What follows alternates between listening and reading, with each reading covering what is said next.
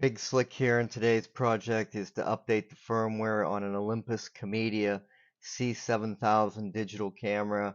This is 2023. We're going to be updating this in a VMWARE Player virtual machine running Windows 10 64-bit.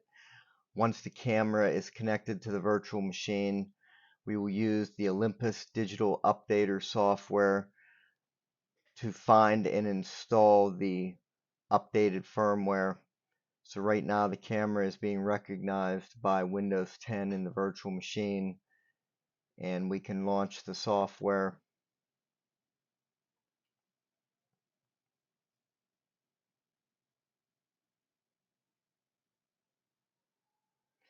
You will see from the information screen there that the C7000 is already recognized. So all we have to do is hit the upgrade firmware tab, go through the screens, and it'll show you that this camera, even though it's been 20 years old, has never been updated. It was still on version 1.0 of the firmware.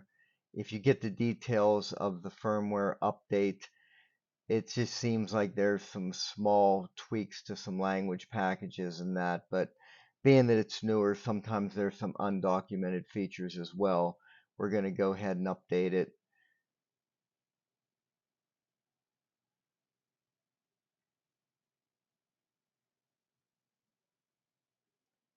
So you just click the screens to go forward with the process, and now it will download the update and transfer it to the camera and start to install it. In my experience, it usually takes a couple minutes to update the firmware. That's what the software says, and it seems pretty accurate to me in terms of the timetable. And you will see on the screen insert, that's what the camera looks like while it's updating. It's exactly the same as what the software tells you it will be. It will just keep flashing the double arrow circular symbol throughout the entire update, and eventually it will get to a screen that says OK on it. At that point, the update is complete.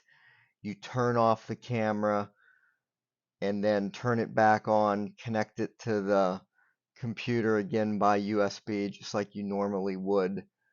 And what we'll do then is relaunch the software just to make sure that it does recognize the new version and that there are no other updates that can be applied.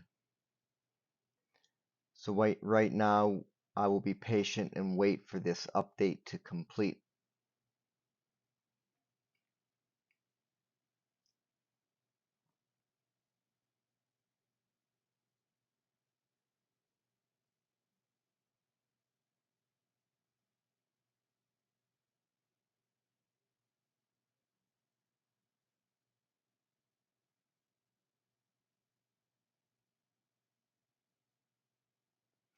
As you see, the screen flashed to OK, so the update is complete now, and it's just a matter of clicking through the software screens, disconnecting the camera, turning the power off to the camera, power it back on, reconnect. I skipped forward here and just showed you the camera reconnecting to the virtual machine. And so now that it's recognized by the Windows 10, we can just run the software again to make sure that it's showing the updated version 1.1 and that no further updates are available.